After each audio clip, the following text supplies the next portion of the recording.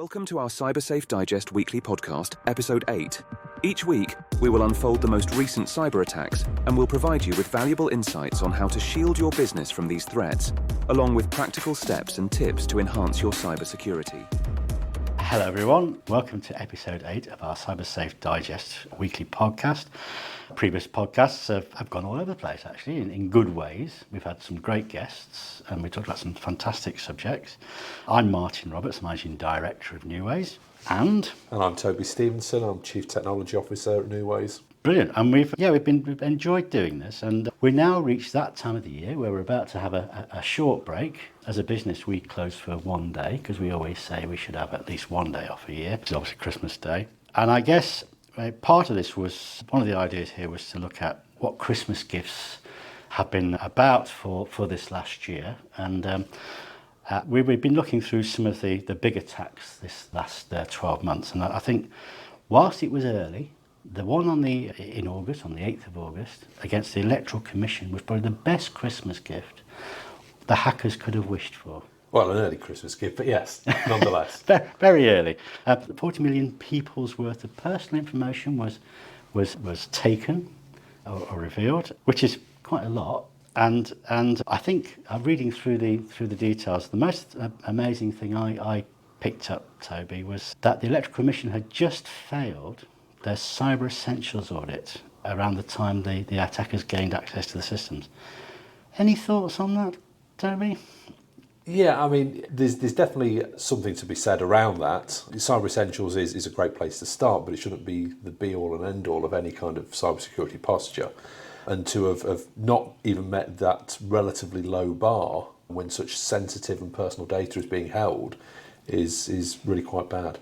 Yeah, I mean, what struck me with that was you would expect an organisation like the Electoral Commission to have gold-plated, platinum-plated cyber posture. Yeah, you would. And I think there's a difference between expectation and reality. Yes. You know, people expect, as you've said, this is some of the most sensitive data that a government organisation would hold, people's voting details. Yeah. And quite rightly, you would expect them to be triple encrypted and held behind, a walled garden somewhere, so that they were only the very most authorised people could gain access to that data, and it would suggest that that's not the case. We, as a business, look after some medium-sized, large manufacturers whose security postures, their approach is much more robust than this.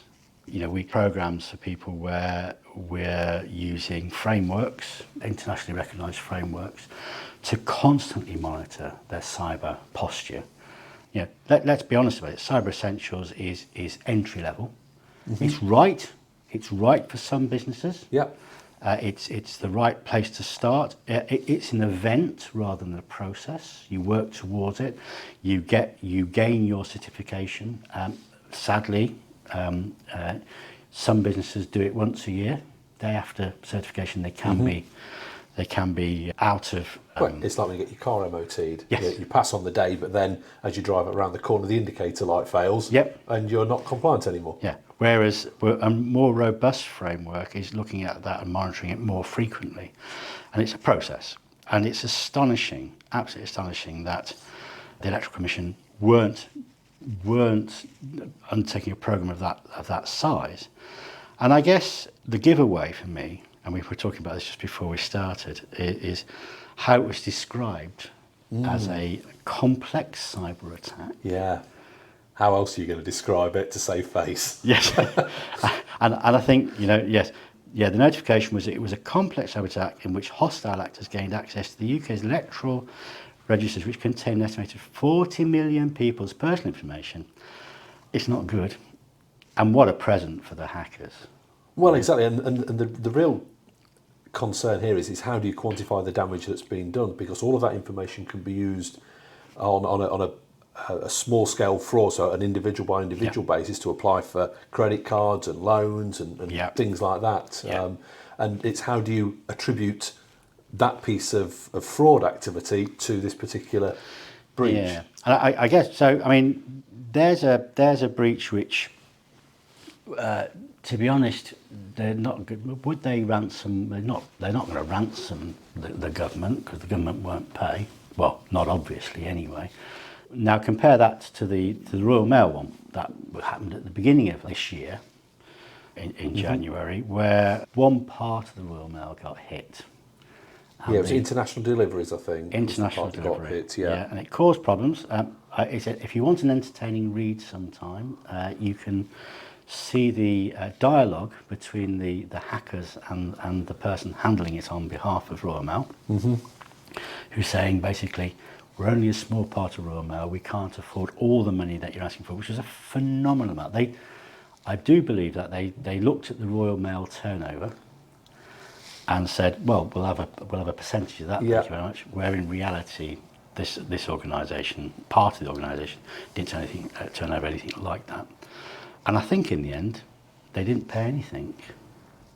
No, I don't think they did. I think they couldn't I think they reached an impasse where the attackers were adamant that their parent company or the overall organisation could stump up the cash because they were good for it, and I just think that was never going to happen. I think one of the things that potentially tells us is that those large ransomware attacks, what you'd assume is a large ransomware attack with potentially a big payday, are less likely to reward the hackers and the bad actors than targeting smaller businesses who won't have that backup, who won't have that infrastructure behind them, will not have that organisation behind them, and certainly insurers. So, it may actually that one of the outcomes of this is that a lot of people, or the bad actors, will be looking at smaller businesses who are going to be more of a panic and more likely to pay out because they haven't got that. Because there's no doubt about it. The Royal Mail took good advice with their insurers who've got a big team who are trying to make sure that they can mitigate potential losses and things like that. Whereas smaller businesses are more likely to, the greatest respect, to fold much more easily and sooner in the process.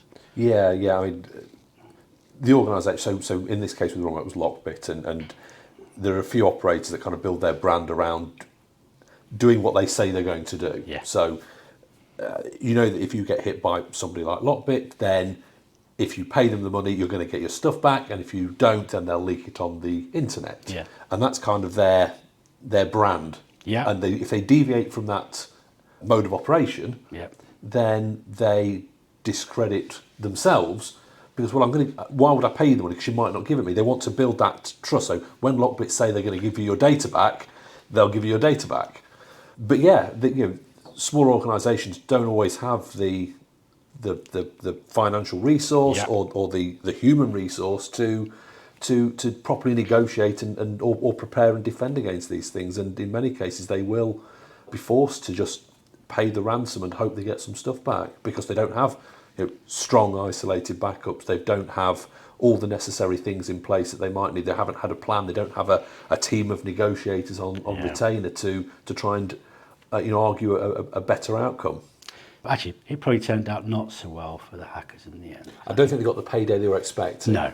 So I think they thought they'd struck gold with that one. Yeah, you'd think so, wouldn't you? And then I think the final one for me, and it's I won't state the case actually recently, but there was a bunch of hackers who did successfully hack somebody. Target wouldn't pay the money, so the ransomware gang threatened to tell the authorities that they'd been breached. And hadn't disclosed in a responsible time. And hadn't disclosed in a responsible time. What a gift that is. I mean, if they don't get you one way, they're going to get you another. Exactly. I mean, but it shows how ingenious some of these attacking groups are and how they'll pivot to apply the pressure where they can. Yeah, mean. But quite clever, I suppose, in a way. Okay, so that's our last podcast before Christmas. I hope everybody has a cracking Christmas. And take the time between Christmas and New Year to think about what needs to be done between the turkey and the stuffing.